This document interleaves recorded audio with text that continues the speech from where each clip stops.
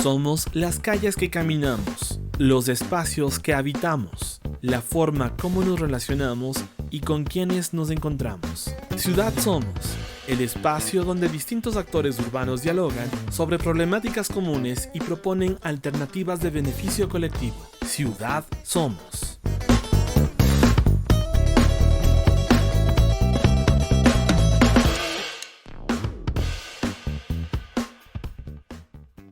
Hola, hola con todos y con todas. Gracias por estar aquí en esta emisión número 22 de Ciudad Somos.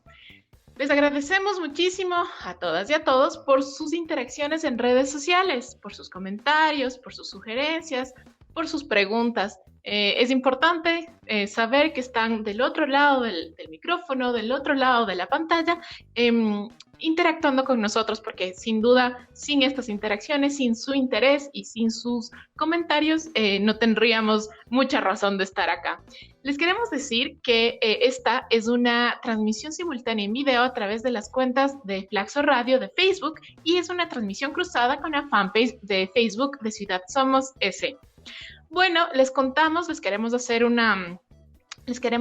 contar que el día de hoy, jueves 8, estamos grabando el programa en la mañana por cuestiones técnicas, por unos inconvenientes técnicos. Les queremos decir que Ciudad Somos va a ser transmitido a las 5 de la tarde, es decir, a las 17 horas, igualmente todos los jueves. Solamente nos vamos a recorrer una horita antes y vamos a estar juntos, todas y todos, acá en Ciudad Somos, antes de que el sol se ponga. Entonces, con esta noticia, con esta indicación, les queremos decir que, bueno, estamos todos los jueves acá en Ciudad Somos, pero una horita antes, o sea, a las 5 de la tarde en lugar de a las 6. Así es que, bueno, con la misma energía, con los mismos temas interesantes para tratar, nos encontraremos todos los jueves. Muy bien. Hoy, jueves 8 de abril, trataremos un tema muy interesante, también muy de mucha actualidad, que, bueno, atraviesa la cotidianidad, evidentemente, de la población mundial y bueno, está relacionado con el COVID-19. Hoy nos aproximaremos a cuáles han sido las respuestas, tanto individuales como colectivas, que ha tenido la población frente al COVID-19. Entonces, bueno, como les decía, si bien es un tema un poco complicado, un tema que claro, hemos visto que se ha ido desarrollando y que ha ido pasando, sobre todo en las distintas ciudades, en los distintos países a nivel mundial. Acá en el Ecuador también, por supuesto, lo estamos enfrentando de determinadas maneras, de determinadas formas. Entonces, bueno, lo vamos a analizar con mayor profundidad junto a la invitada que tenemos para hoy. Les queremos contar un poquito sobre quién nos acompaña hoy. Ella es Paola Ayala Vera. Ella es doctora en psicología clínica, analista junguiana y AAP y es ingeniera comercial. Actualmente es analista y psicoterapeuta. También es facilitadora de talleres a nivel personal y corporativos. Desde el 2007, ella ha impartido más de 48 talleres. Es articulista para diferentes revistas a escala nacional y escribe de manera permanente en su blog personal. Antes de arrancar con la entrevista a la especialista, quisiéramos poner algunos elementos de discusión para ya adentrarnos en profundidades con Paola. Bueno, les quiero decir que desde marzo del año pasado, casi nadie se imaginó que después de la declaratoria de emergencia por la pandemia de COVID-19, pasarían 13 meses de unos meses de aislamiento y unos meses de confinamiento. Contando todos, son 13 meses ya que estamos en esta situación frente a la pandemia. Y bueno, desafortunadamente, después de todo este tiempo, aún la pandemia continúa a pesar del avance en términos médicos y en términos científicos de cómo el virus opera, de cómo el virus se propaga, de cómo se puede combatir el virus. Incluso se han desarrollado vacunas. Sin embargo, la situación de la pandemia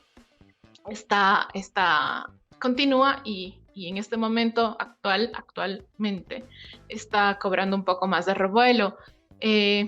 Ahorita nos encontramos en la llamada cuarta ola a nivel mundial del COVID. Y bueno, si nos centramos un poquito más en países de la región, en esta cuarta ola Chile, que tiene un 36% de su población inmunizada y que ostenta el mayor porcentaje de vacunación en América, en la región, y es solamente superado a nivel mundial por Seychelles, Israel, Reino Unido y Emiratos Árabes, ha optado por retornar al confinamiento. En este último feriado de Semana Santa, más del 80% de la población estuvo confinada por el alto número de contagios y de muertes por el virus. Tenemos información que en este punto, muchos de los contagios y de las hospitalizaciones y de la ocupación de UCIs en los hospitales es por niños y por adolescentes, justamente población a la que no está todavía destinada una vacuna específica. Entonces, la situación es un poquito compleja. Bueno, y si es que nos centramos un poquito más en nuestro contexto más cercano, Ecuador registra hoy por hoy 339.604 casos confirmados con pruebas PCR y 17.057 personas fallecidas. Las UCI, estas unidades de cuidados intensivos, tanto en Quito como en Guayaquil, se encuentran a más del 100% de ocupación. Hemos visto en medios de comunicación que existen varias listas de espera, tanto para hospitalización como para ingreso a UCI, y estamos en Ecuador con el 0.03% de la población vacunada con la primera dosis. Entonces, bueno, es sencillo darse cuenta que el confinamiento en el país, en nuestras ciudades, todavía lo tenemos para un tiempo, puesto que tenemos un porcentaje bajo de vacunación y el arribo quizás de nuevas cepas a nuestros contextos más próximos ha significado este nuevo brote en nuestras ciudades. Entonces, todavía, como les decía, parece ser que el distanciamiento social, que el aislamiento de algún modo va a ser un poco más duradero, y esto significa, por supuesto, unas consecuencias a nivel psicológico también. Es decir, no es una cosa solo física, sino que tiene consecuencias y repercusiones a nivel psicológico. Entonces, bueno, esto lo vamos a analizar un poco más a profundidad con nuestra invitada, pero antes de eso les quiero compartir un video del canal DW en español, en donde a través de testimonios de varias personas nos podemos dar cuenta del impacto que tiene el COVID y que tuvo y que continúa teniendo en la salud mental de las personas. Adelante el video, por favor. Se llama Nevila Yermeni y lleva más de 2 meses luchando contra el coronavirus en Albania. Esto le ha supuesto un enorme costo personal. Tengo una hija de 15 meses.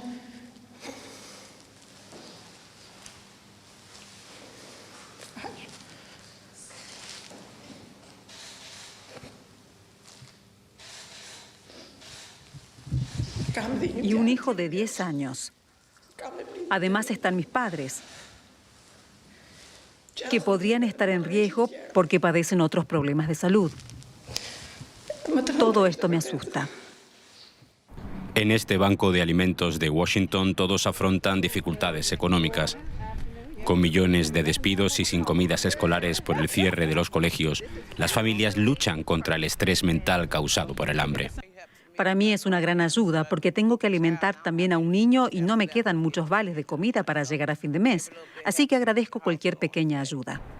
Naciones Unidas insta a los gobiernos a tomar medidas preventivas.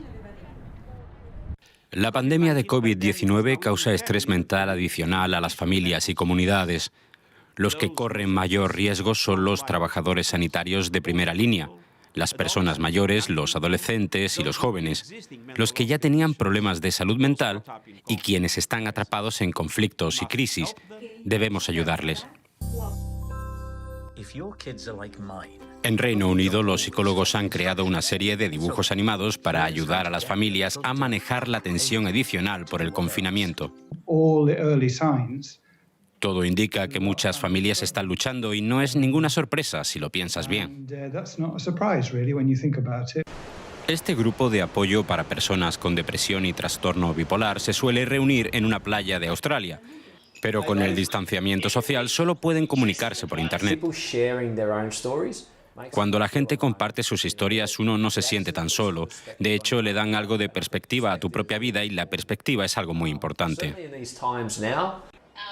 También los organismos internacionales señalan la necesidad de una nueva perspectiva para asegurarnos de que la COVID-19 no deje solos a millones de personas con problemas de salud mental.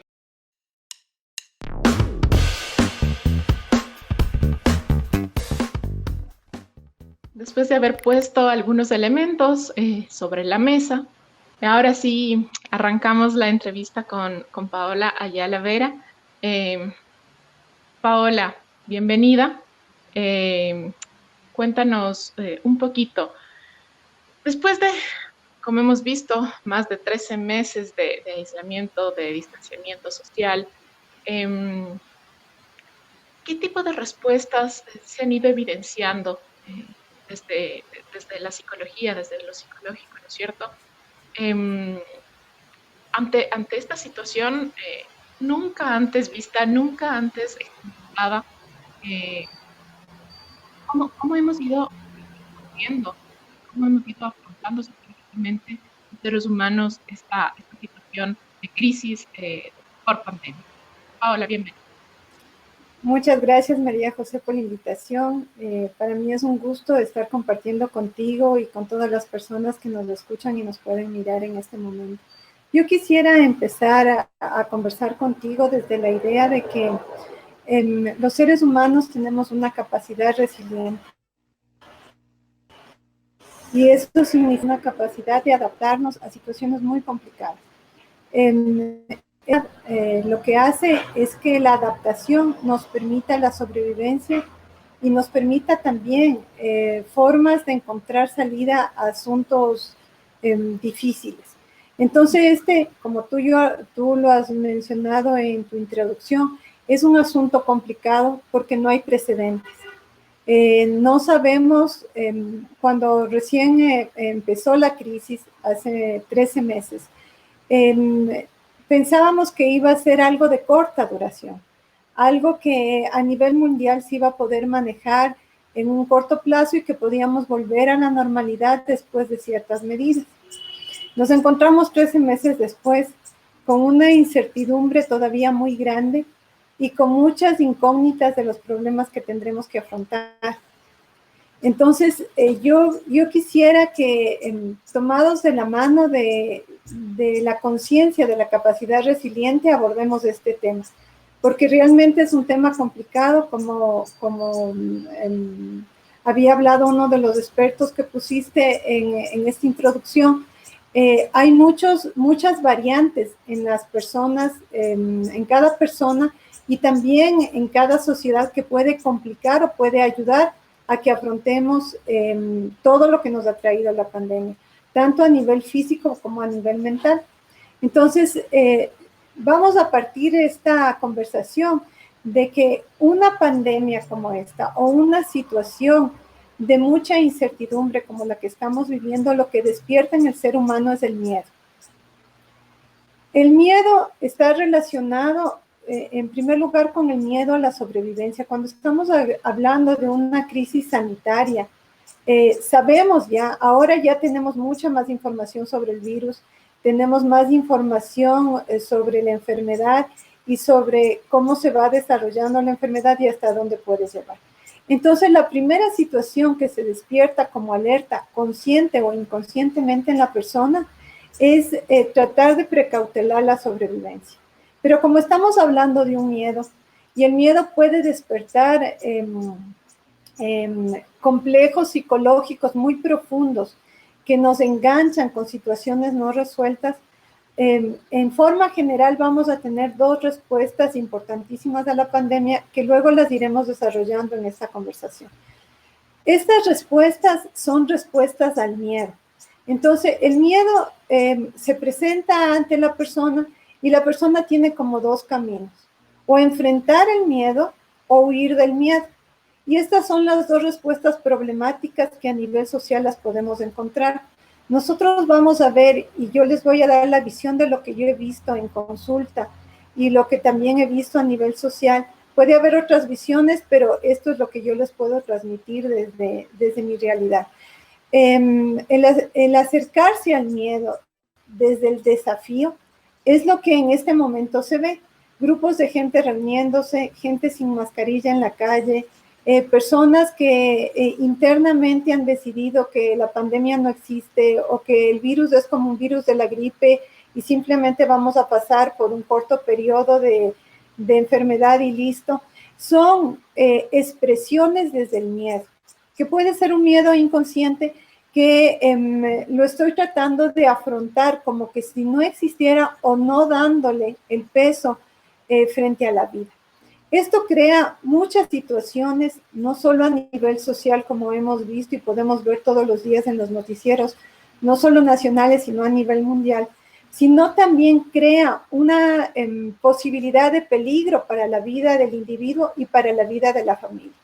Ya ahora podemos contar y tú te darás cuenta que nos llegan noticias de jóvenes o adultos jóvenes que se han contagiado, han llevado el virus a la casa y quien termina muriendo es la persona de la tercera edad o la persona que ha estado por alguna razón con una enfermedad preexistente.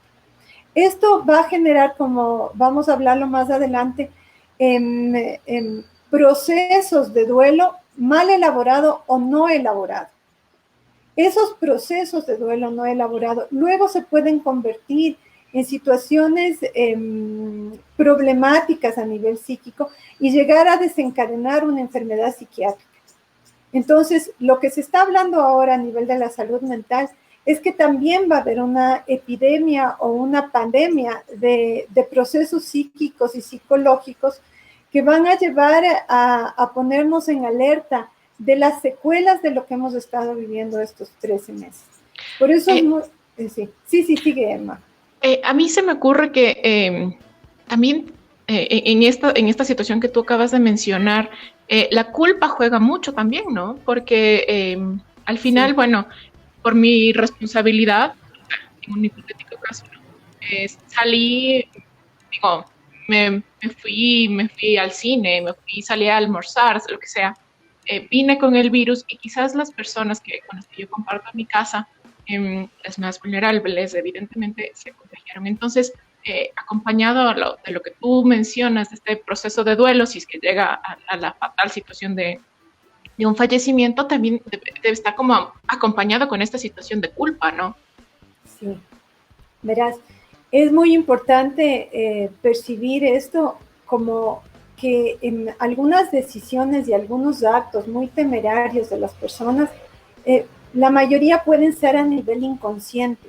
Yo no estoy registrando como individuo la magnitud que ese acto puede tener en función de lo que está sucediendo.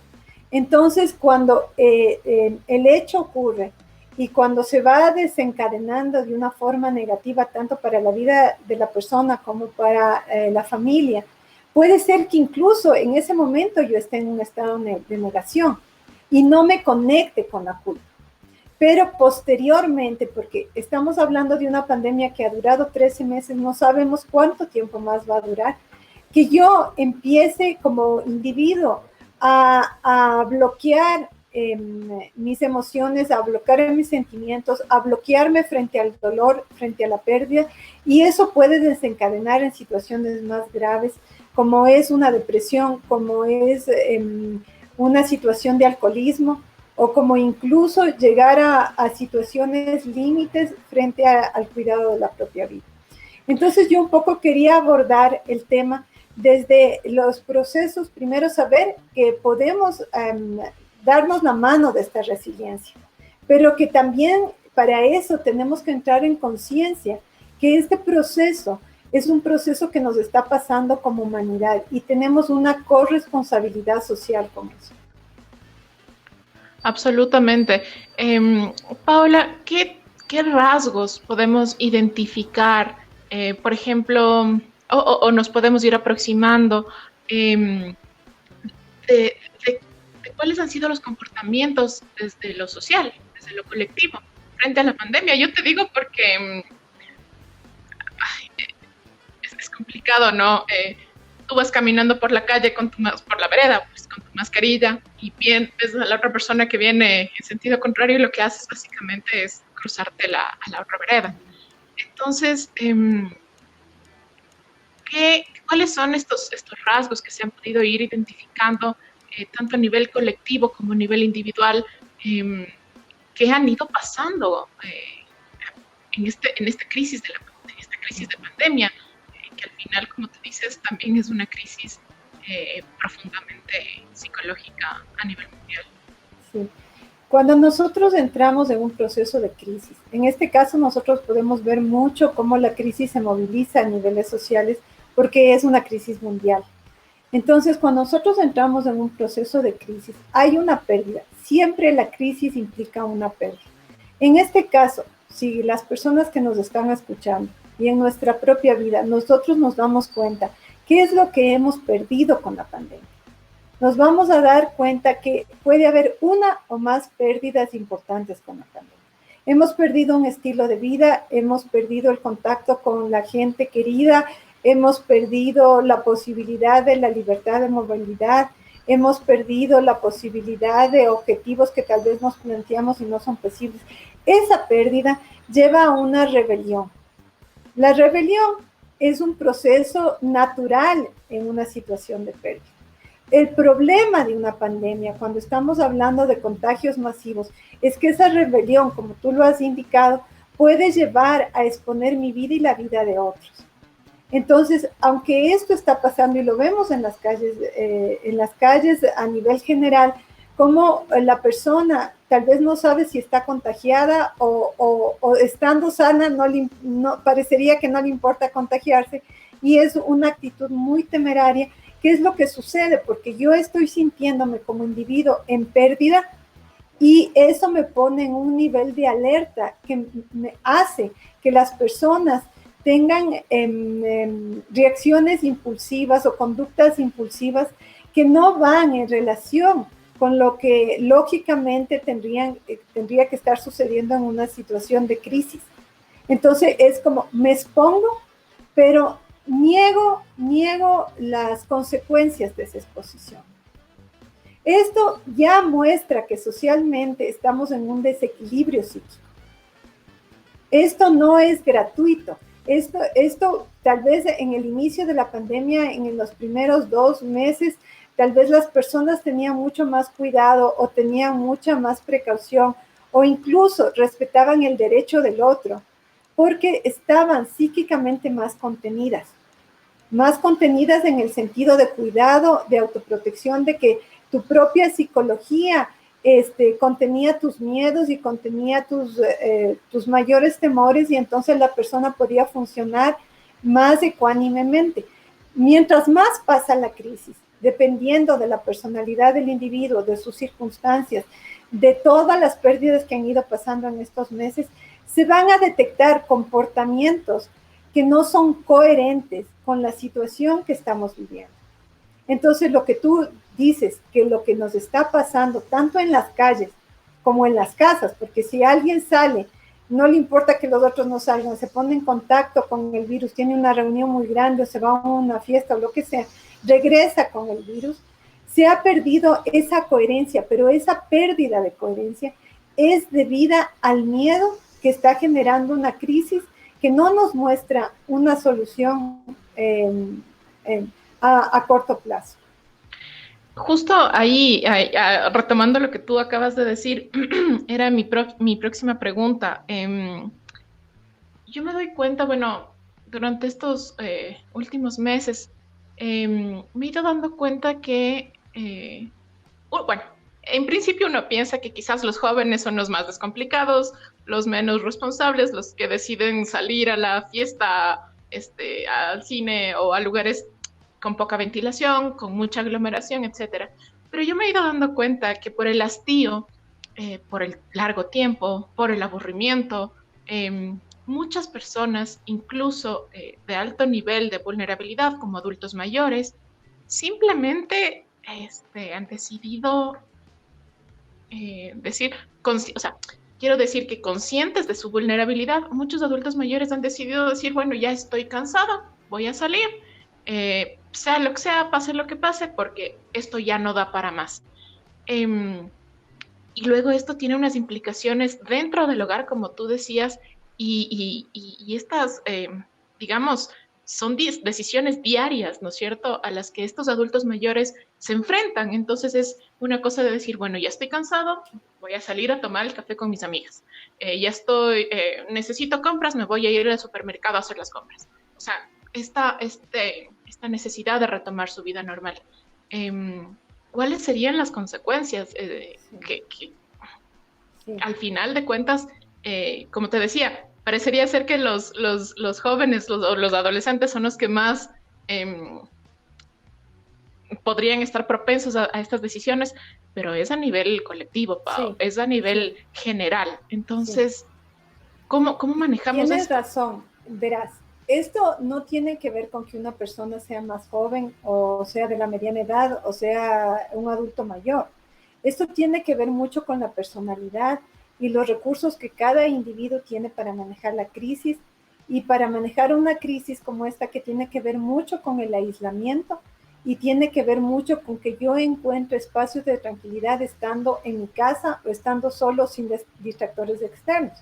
Entonces, al inicio de la pandemia, yo me había percatado de esto que me cuentas, porque hay personas ya adultas o mayores que no podían soportar el aislamiento, que entraron en procesos de caos de su personalidad y también en procesos caóticos con su familia porque no podían quedarse en la casa o porque les resultaba demasiado pesado estar en el mismo ambiente con las mismas personas y se sentían realmente prisioneras de la situación.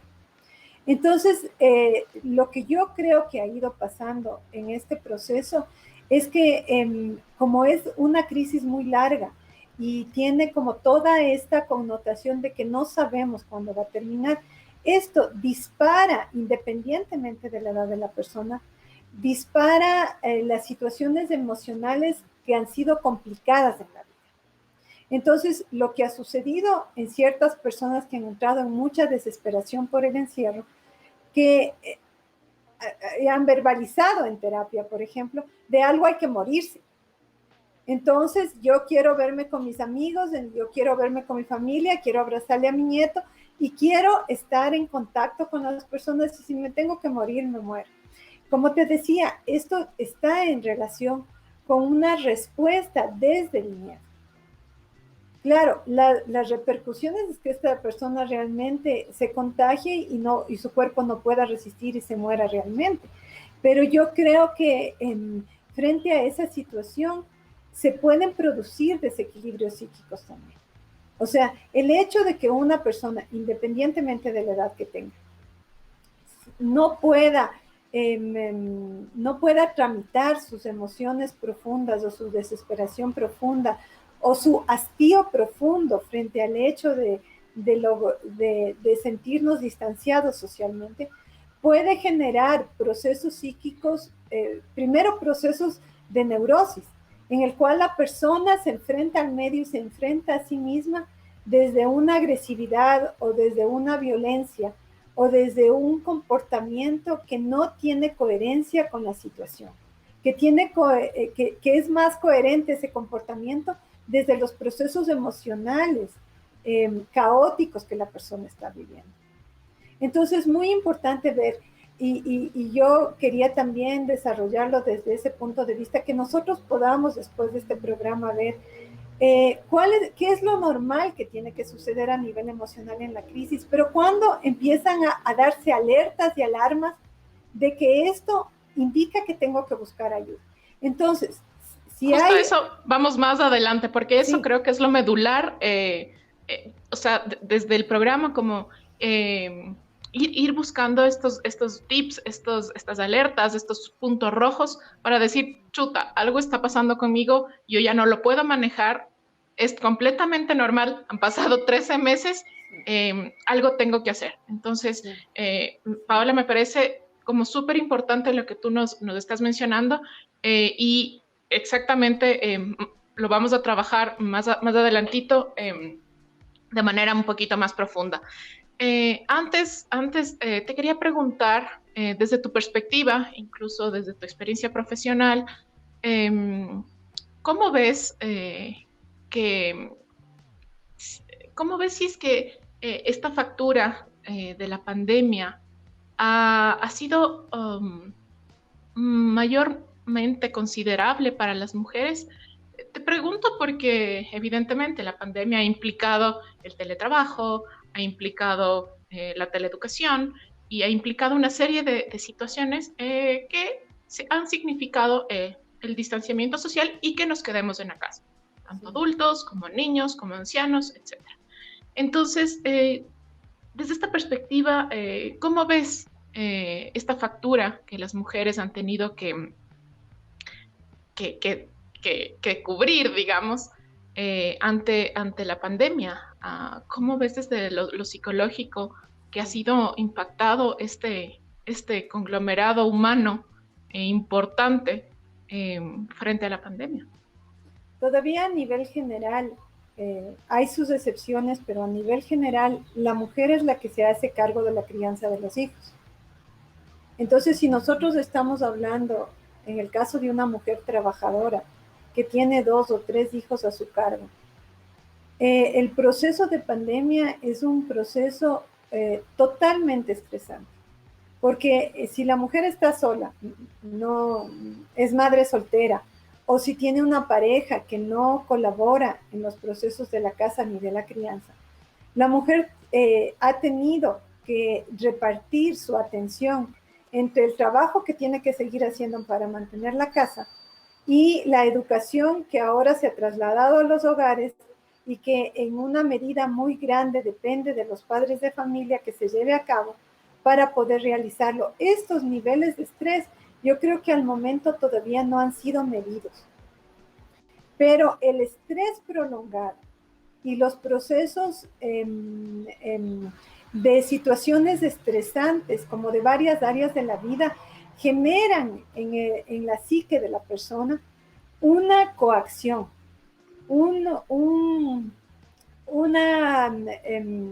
carga que la persona la podrá lidiar dependiendo de los recursos, tanto de su propia personalidad como los recursos que esta persona vaya desarrollando a través de la pandemia. Es mucho más complicado en clases económicas desposeídas. Si las personas están aisladas, si las personas están conglomeradas en un cuarto, en una casa muy pequeña, en un espacio muy estrecho, esto hace que los brotes de violencia sean más grandes.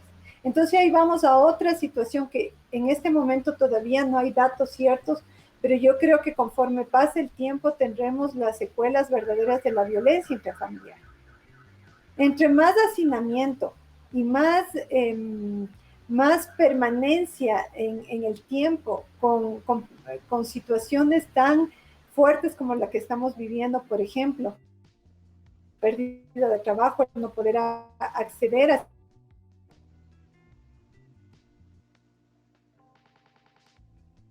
y si estamos en que la persona tiene que afrontar sola esa violencia, todavía no podemos saber todo lo que la violencia dentro de los hogares está generando como peso extra frente a las mujeres en una situación de pandemia.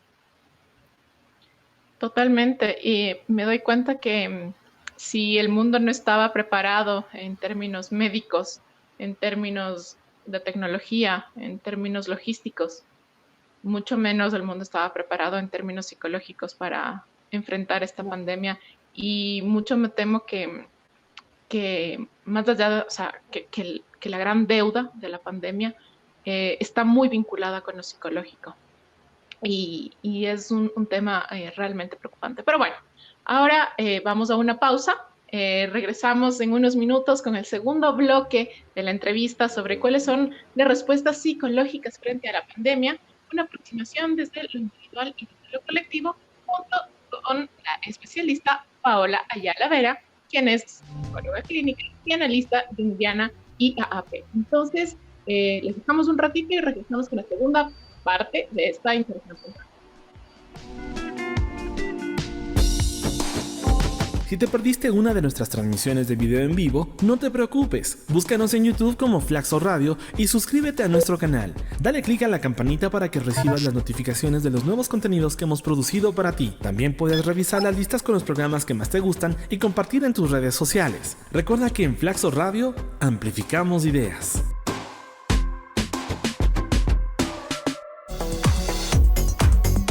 Ciudad Somos, el espacio donde distintos actores urbanos dialogan sobre problemáticas comunes y proponen alternativas de beneficio colectivo.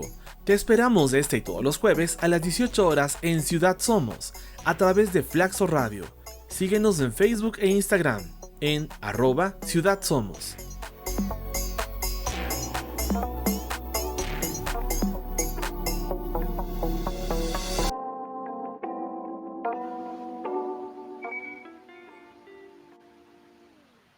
Muy bien, regresamos con Ciudad Somos. Les queremos decir que estamos escuchando ahí algunos pitos, esta canción del gas, y esto es porque, bueno, estamos, como les decía, grabándolo en la mañana para llegarlo a ustedes a las 18 horas de este día jueves. Bueno, ahora sí, Paola, a lo que comentábamos hace un minutito, ¿cuáles serían estos síntomas o estas situaciones de alerta? Como que se nos prenda una lucecita, sea ya en lo físico, sea ya en lo emocional, de decir, bueno, algo está pasando conmigo, ya la situación es inmanejable para mí desde mi voluntad o desde mis posibilidades que tengo ahorita. ¿A qué deberíamos como prestarle atención en este momento? Pau, cuéntanos. Sí. A ver, hay ciertas, nuestras emociones se van movilizando para mantener nuestra salud. La función de las emociones es equilibrarnos frente a las situaciones externas que suceden o frente a los procesos internos. Entonces, es muy importante ver que hay ciertas emociones que vamos a hablar hoy que naturalmente se van a poner a la vista porque estamos en una situación de crisis que genera un miedo muy grande y que genera una desestructuración de la vida. Entonces vamos a empezar con la tristeza. La tristeza frente a las pérdidas que hemos tenido es natural. La persona tiende a sentirse triste porque no puede ver a sus seres queridos o no los puede abrazar. Puede estar triste porque no puede ir a la oficina, porque un plan de vida quedó truncado y no sabe cuándo lo va a reiniciar. Entonces, estar triste o melancólico es natural. Es mi respuesta frente a una situación evidente y lógica. ¿Cuándo la tristeza es un problema? La tristeza es un problema cuando mi proceso de tristeza dura muchas semanas y se va profundizando, se va agravando, la tristeza se va volviendo cada vez peor, y peor si dura muchos meses. Eso significa que la tristeza puede estar abriendo un camino a que psíquicamente yo me descompense y genere otras variables de lo que podría ser ya algo normal. Entonces, si yo me doy cuenta que mi tristeza está profundizándose, que dura varias semanas, que tengo llanto fácil, que lloro por cualquier cosa, que me pongo melancólico por cualquier cosa, que eso me lleva a encerrarme o a aislarme, son cosas que yo tengo que tomar en cuenta. O cuando la tristeza impide que yo haga mis actividades cotidianas. Si por estar triste no puedo estudiar, si por estar triste no puedo trabajar, si por estar triste dejo de hacer la comida. Esas ya son alarmas. Eso significa que esa tristeza, mi parte psicológica ya no la está pudiendo sostener y que yo debería buscar atención psicológica. No sé si tienes alguna pregunta sobre la tristeza. Bueno, realmente, más bien lo que tú acabas de decir, claro, uno a partir de lo que tú vas diciendo, uno va evaluando, ¿no? En su cabeza, sí. En qué nivel de tristeza está cada persona, ¿no? Pero creo que es como clave que con tus indicaciones nosotros tengamos la facilidad de ir identificando. Porque si no, simplemente nos fuimos por ese camino. Exactamente. Qué bueno que podamos tener esto. Ya. Otra expresión emocional frecuente frente a cualquier situación de crisis, peor una crisis que dura tanto tiempo como esta, es el enojo. Yo puedo estar enojado con la pandemia, puedo estar enojado con el gobierno, puedo estar enojado con mi familia, puedo enojarme conmigo misma porque ¿por qué no hice antes lo que no puedo hacer ahora?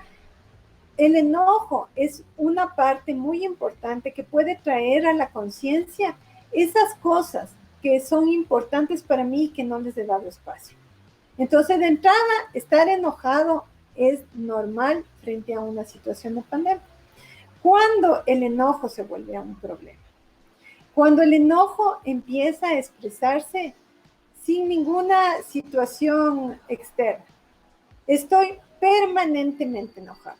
Estoy enojado en la mañana, me mantengo enojado todo el día, me mantengo enojado toda la semana. O sea, sin ningún detonante, quieres decir. Exactamente. Ya. Porque nosotros estamos en una pandemia y eso ya es un detonante. Sin embargo, no podemos estar perpetuamente enojados los 13 meses. Pero una indicación de que ese enojo sale de la cualidad de lo contenible es que mis explosiones de enojo, mis explosiones de rabia se provoquen en cualquier momento y por la mínima circunstancia. Si esto se repite, si esto se prolonga en el tiempo, eso ya me va a dar una indicación que no estoy pudiendo elaborar lo que estoy sintiendo frente a la crisis. Lo mismo cuando el enojo sabotea las cosas. O sea, yo digo, por ejemplo, voy a hacer ejercicio esta mañana. Y como ya me enojé con mi papá, ya no hago ningún ejercicio, porque ya me enojé. Entonces empiezo a sabotear las actividades por el enojo. Esto ya es una indicación de que ese enojo está interfiriendo en mi vida diaria y en mis situaciones diarias. Cuando ese enojo, frente a las cosas cotidianas, vamos a decir, tiene expresiones de una violencia que no corresponde a lo que ha sucedido, puedo darme cuenta que se me está desbordando la expresión de lo que estoy sintiendo. Y eso puede ser un problema que puede desencadenar después en algo peor. Entonces, cuando yo me doy cuenta que el enojo está dominando mi vida, ya no es algo que me sucede a ratos, sino que me está dominando, es una alerta para que yo busque ayuda psicológica. ¿Qué otros sentimientos tenemos que irles poniendo cuidado? Porque yo creo que los dos primeros que acabas de mencionar son claves, o sea, aquí están los principales, incluso con los que la mayor parte de personas nos podemos ir identificando. Pero ¿qué otras cositas tenemos que quizás incluso ya pueden ser parte de nuestra cotidianidad y no nos hemos dado cuenta, ¿no? Sí. Pero, insisto, creo que es clave. Sí. Ya.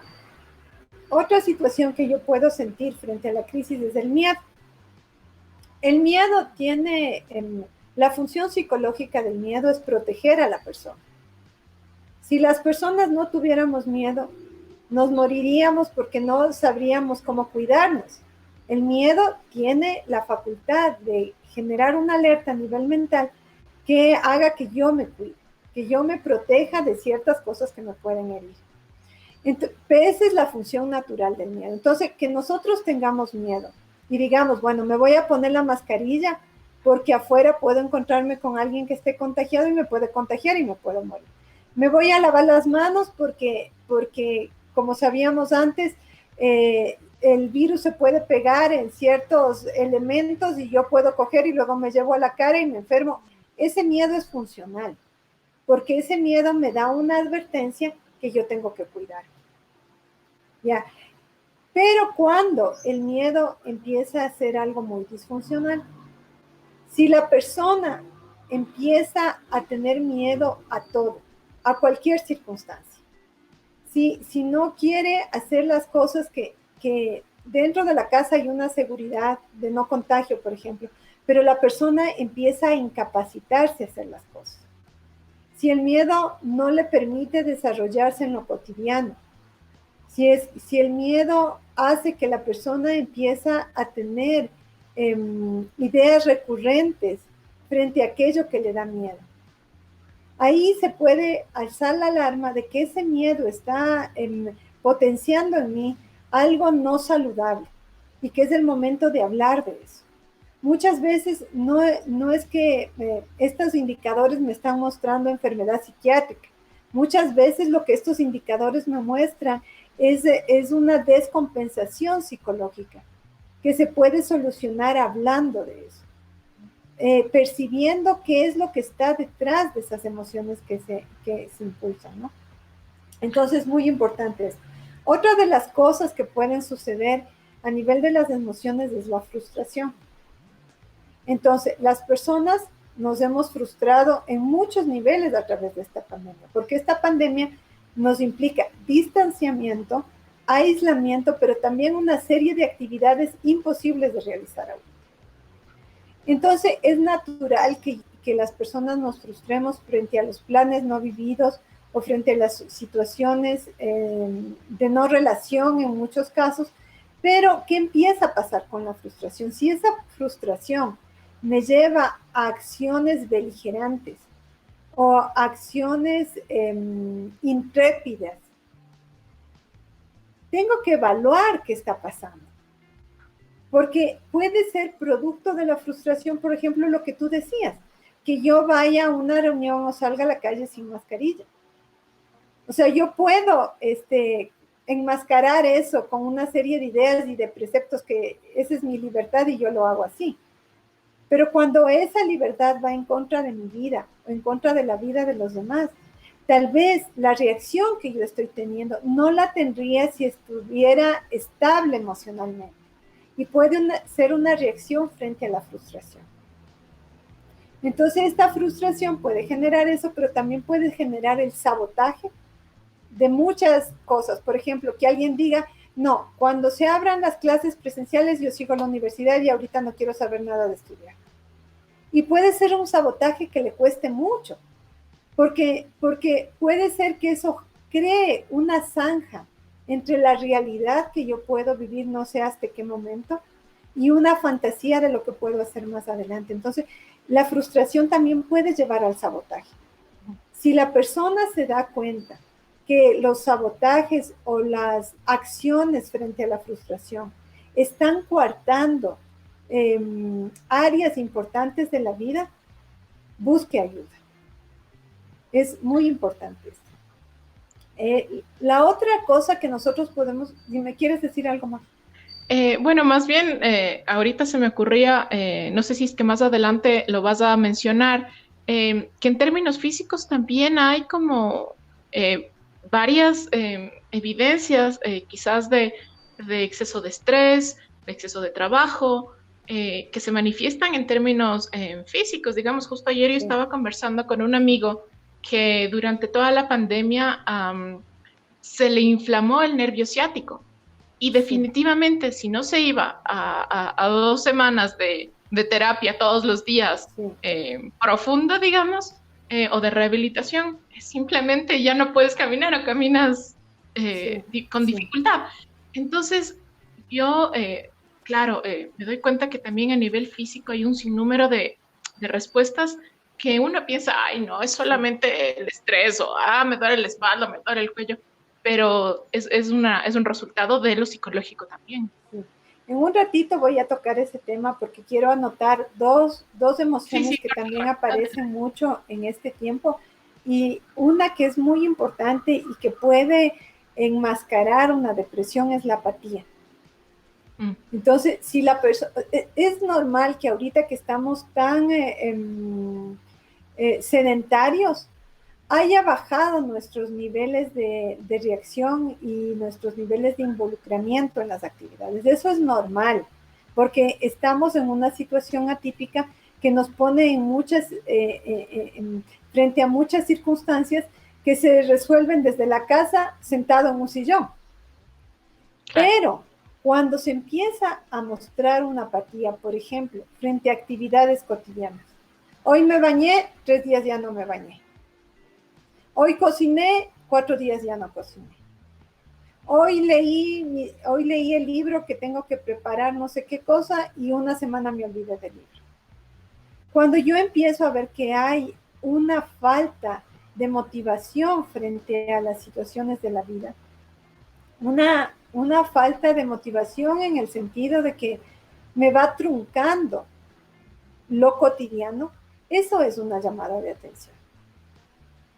Cuando yo estoy durmiendo más de la cuenta, es una llamada de atención. Una cosa es que no estemos tan motivados como cuando la vida era diferente, pero otra cosa es que yo me deje llevar por la apatía. Y de pronto deje de hacer lo que en cotidiano tenía que hacer. Y de pronto deje de atender lo que para mi vida es importante. Entonces, esas llamadas de atención hay que tomarlas en cuenta, porque pueden desencadenar luego situaciones psíquicas más graves, ¿no? Otra cosa muy importante dentro de las emociones que uno puede expresar es el asco. El asco es tan poderoso como cualquiera de las otras. Wow, esto está muy interesante porque no se habla mucho de esta emoción. Entonces, ¿qué pasa con el asco? El asco en la vida, en, en la vida biológica, me sirve para decidir lo que es adecuado comerme o no comerme. Tú vas a ver que los animales, por ejemplo, hay cosas que no se comen así les pongan, porque generan un asco que puede decirme que eso está podrido, que está dañado, que está infectado, que está lo que quiera, y eso precautela. Entonces, es normal que yo en una situación de pandemia que se transmite a través del aliento, imagínate eso. Claro.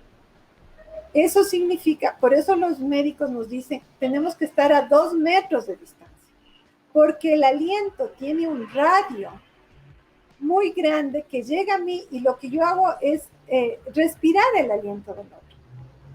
Entonces, si nosotros hablamos de una pandemia que se transmite a través del aliento, porque ahí está el virus, y que yo me infecto de esa forma, y es algo que yo no puedo ver, es normal que tenga asco, por ejemplo, y que me lave las manos y que me pongan la mascarilla y que esté a 2 metros de distancia. Eso es lo normal, para eso sirve el asco, esa es la función, precautelar la vida. Pero si esto llega a convertirse en algo obsesivo, y yo me estoy lavando 40 veces las manos, y yo no quiero salir ni a la esquina porque si tengo que ir a comprar algo, no quiero que la persona esté a 2 metros, ni a 3 metros, ni a 5 metros.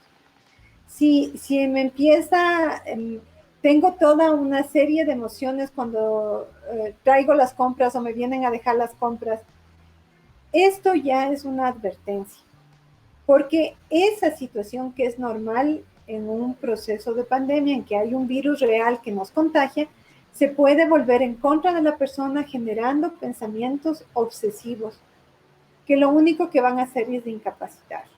Ahora verás, yo he oído y he leído en las redes sociales que se habla del síndrome de la cabaña. Yo no estoy de acuerdo. Aquí no hay ningún síndrome de la cabaña, porque el síndrome de la cabaña es que uno tiene miedo, o sea, ha pasado algo grave en la vida, un trauma, Y entonces uno se queda agarrado del trauma y tiene miedo a afrontar la realidad o a relacionarse con otras personas cuando afuera es seguro. Aquí afuera no es seguro. Estamos en media pandemia, no está vacunada la población, seguimos en una situación de riesgo, entonces no hay ningún síndrome de la cabaña. Pero lo que sí hay puede ser que la persona se sienta muy vulnerable, en demasía vulnerable, y eso vaya coartando su posibilidad que en estas circunstancias tenga una vida lo más funcional posible. Ahora, Paola, una vez, digamos, lanzadas las cartas o estas cartas emocionales sobre la mesa, cada uno, como yo te decía, uno va analizando mientras te escuchamos cuál es nuestra situación, cuál es nuestro nivel de esto, de lo otro, de estas emociones, ¿no es cierto? Sí. ¿Qué recomendarías tú una vez que ya, digamos, podamos identificar o aproximarnos individualmente a nuestra situación psicológica frente a la pandemia? ¿Qué nos recomendarías hacer para evitar caer en estados de crisis? Tomando en cuenta que quizás mucha gente, justamente porque la crisis no solo sanitaria, sino económica también, no tiene la posibilidad de hacer terapia o de hacer un pago extra a la economía familiar por esto. ¿Qué opciones tendríamos para, de algún modo, ir canalizando estas emociones y evitar caer en crisis? Porque una vez que se desata la crisis, pues entiendo yo que es mucho más complicada salir de la misma. Sí, solo termino la parte que me preguntaste de los psicosomáticos. Ah, de los físicos, sí, claro. De los psicosomáticos y luego entro en esto que me estás preguntando. A ver, claro que sí. Entonces, ¿qué pasa frente a las reacciones de estrés? Nuestro sistema psíquico sostiene las reacciones de estrés dependiendo de las herramientas y de la conformación psicológica de cada individuo. Avanza a sostener más o menos el estrés. Cuando la mente ya no alcanza a sostener el estrés, lo que sucede es que nuestro cuerpo lo manifiesta. Entonces, ¿qué es lo que se ha visto en este tiempo, en este proceso de pandemia? Que las personas manifiestan síntomas que no están relacionados con una enfermedad orgánica, que están en relación con lo psíquico que está pasando en su vida y con el proceso que eso psíquico genera como secuelas. Entonces, les voy a enumerar algunas de las cosas que podemos ver y lo vamos a hablar un poquito. Todos los procesos que se dan en la piel, alergias, sarpullidos, infecciones en las uñas, caída de pelo, todos esos procesos pueden tener una conexión psíquica. Si ustedes están teniendo en alguno de estas áreas una situación médica y el médico les dice que no hay causa orgánica, esto es producto del estrés. Se dan síntomas relacionados con el aparato digestivo. Se sabe ahora que el aparato digestivo, nuestro intestino, está en relación directa con nuestras emociones. Entonces, los procesos digestivos que no son naturales, como era antes de la pandemia, puede estarnos indicando que hay situaciones psíquicas que no las estamos pudiendo contener, y eso nos da como resultado este proceso digestivo caótico, o este proceso digestivo que es incómodo incluso, ¿no es cierto? Otra cosa que se puede estar dando son dolores de cabeza. Dolores de cabeza, bruxismo, procesos de dolor de cuerpo, porque nuestros músculos se están tensando. Entonces, si se tensan mis músculos, si yo en la noche, en lugar de descansar, tenso mis músculos porque estoy muy preocupado o porque estoy muy estresado por la vida diaria, eso también genera una situación difícil de resolver, ¿no es cierto? Yo creo que es muy importante ver en lugar de ver lo que uno no puede hacer, ver lo que uno sí puede hacer frente a la situación de crisis. Como tú bien has mencionado, no siempre podemos acceder a una atención pagada o no podemos acceder a un lugar de pago de cualquier cosa por muchísimas razones de la vida. Pero hay cosas que sí podemos hacerlos desde la casa. Entonces, ¿qué podemos hacer desde la casa? Ejercicio. Nosotros estamos en una situación de sedentarismo 13 meses. Eso significa que las personas que no hacían ejercicio de plano tenían que hacer gestiones en la calle, tenían que movilizarse al trabajo, tenían que movilizarse a diferentes lugares, y lo que hacía esto era que la persona esté en movimiento. Ahora ese movimiento no existe. Entonces, ¿en nuestra casa podemos hacer ejercicio? Sí. Sí podemos hacer ejercicio. Y la recomendación sería que hagamos por lo menos 1 hora de ejercicio en el día. Cuando la persona limpia la casa, ya está haciendo un tipo de ejercicio, porque eso implica movimiento. Entonces, si dejamos un tiempo diario, al inicio o al fin del día para hacer ejercicio, no piensen que están perdiendo el tiempo. Piensen que eso va a precautelar su salud física y mental. Otra de las cosas que nosotros podemos hacer en casa y que no necesitamos nada para hacerlo es meditar o orar. La meditación y la oración tienen un proceso de introspección. Si ustedes tienen una creencia religiosa, tómense un tiempo al día para orar. Si ustedes no tienen una creencia religiosa, mediten. Eso significa ir hacia adentro, conectarse con la respiración. Hay muchas formas de hacerlo y las personas que tienen acceso a Internet pueden buscar cursos que son gratuitos o estrategias que están en la red para uno entrar en procesos de meditación. Se ha comprobado científicamente que la meditación baja los niveles de estrés y genera procesos positivos en el sistema nervioso como en los otros sistemas del cuerpo indispensables para la vida. Entonces son dos cosas muy... se necesita un poco de constancia, pero son sencillas de hacer porque las puedes hacer desde tu casa. La otra cosa que se puede hacer es tener una alimentación equilibrada, que en el día se consuma frutas y vegetales, carne fresca, si la persona come carne, que se prepare en ese momento, que se evite cosas preparadas con anticipación o comida chatarra. Eso no solo precautela la salud física, el sistema inmunológico, sino que le permite al cerebro tener procesos más dinámicos para resolver la crisis. ¿Cierto? Consuman agua. O sea, son cosas que en la vida diaria nos han dicho 1000 veces, pero que a veces no las tomamos en cuenta, porque el consumo de agua no solo hidrata el cuerpo, a nivel celular necesitamos ese proceso. Y eso nos permite tener un piso de pensamiento y de reacción frente a la vida que va a ser más fluido. Entonces es muy importante ver que son cosas pequeñas que sí las podemos ir haciendo a través de la vida. Ahora es muy complicado que nosotros afectivamente busquemos a gente, nos abracemos con nuestros familiares, vayamos a visitar. Eso es lo que está poniendo en riesgo en este momento las situaciones, porque si una persona tiene mucha necesidad de contacto, no se va a ver solo con el hermano o con el primo, se va a ver con muchas personas más y no podemos tener la seguridad ni la certeza de que no van a estar contagiados.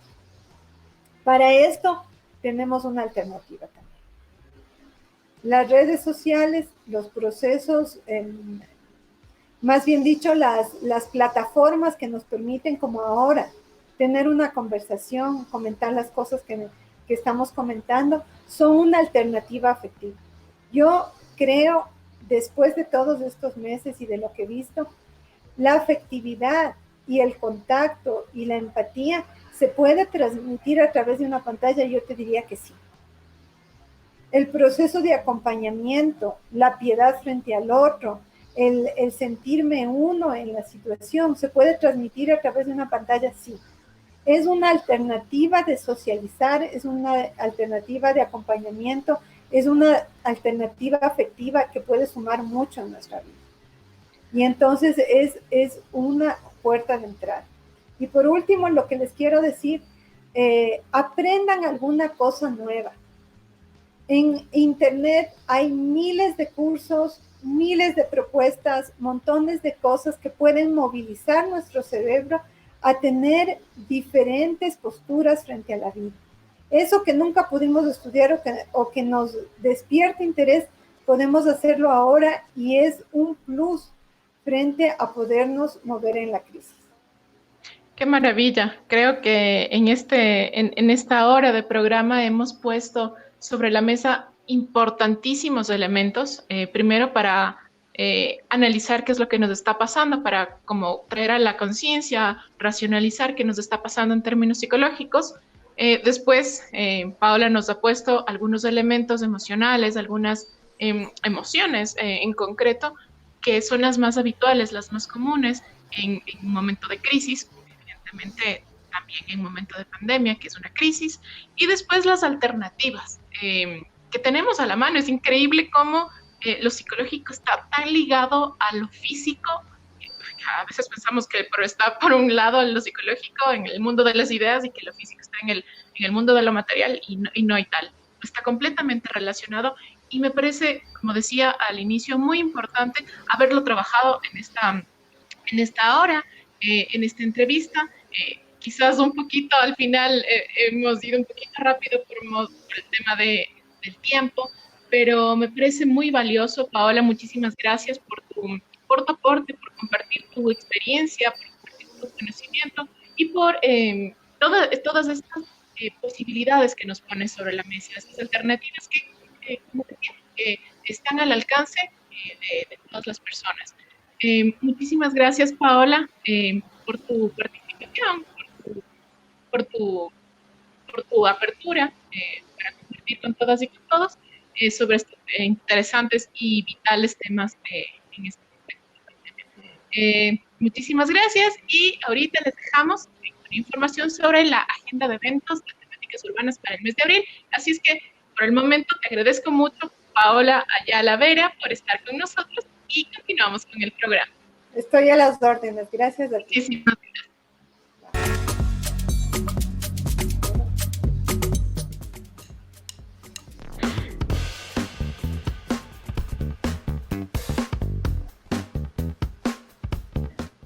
Muy bien, como les comentaba, ahora estamos con la agenda de temáticas urbanas previstas para este mes de abril.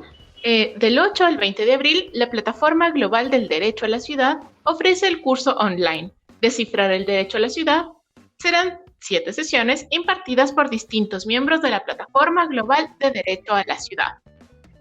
Por otro lado, el 13 de abril, la Universidad de Córdoba de Argentina, la UNAM de México, Flaxo Ecuador y la Universidad Federal de Río de Janeiro presentan el seminario online El futuro de nuestra ciudad, dónde estamos y hacia dónde vamos. Aquí, Patricia Ramírez, Armando Carreón, Pedro Abramo y Marcelo Corti nos ofrecerán una panorámica general de la situación actual urbana que viven nuestras ciudades y cuáles son las perspectivas. Y finalmente, el 28 de abril, la Organización Latinoamericana y del Caribe de Ciudades Fronterizas, o la CIF, Flaxo Ecuador, el Proyecto Mujeres y Fronteras de Chile, la Universidad de Estado de Santa Catarina y el Observatorio de Migraciones de Santa Catarina te invitan a la Jornada Internacional Online Fronteras y Movilidad Femenina, experiencias de mujeres migrantes en fronteras de América Latina. Este 28 de abril se trabajará el panel 2, que se relaciona con el tema Mujeres y disidencias sexuales en otras fronteras de la región. Todos los links están en las universidades o en las entidades que organizan estos eventos y los estaremos compartiendo en nuestras redes sociales también. Finalmente, ya para ir cerrando, nos hemos pasado un poquito del tiempo, les pedimos disculpas por eso, pero bueno, el tema ha sido como muy importante y era necesario trabajarlo y abordarlo de una manera extendida. Nos quedamos con un cover de la canción Space Cowboy de la banda Jamiroquai, que es una agrupación británica de funk y acid jazz que incluye matices de música disco y sonoridades electrónicas. Les dejamos con esta interesante y linda canción y les quiero decir que nos encontramos el próximo jueves, desde el próximo jueves, como les había dicho al inicio del programa, a las 17 horas aquí en Ciudad Somos a través de Flaxo Radio. No sé, recuerden esto, estamos cambiando por temas técnicos de horario, entonces nos seguiremos viendo a las 17 horas todos los jueves. Un abrazo fuerte y nos vemos el próximo jueves. Chao, chao.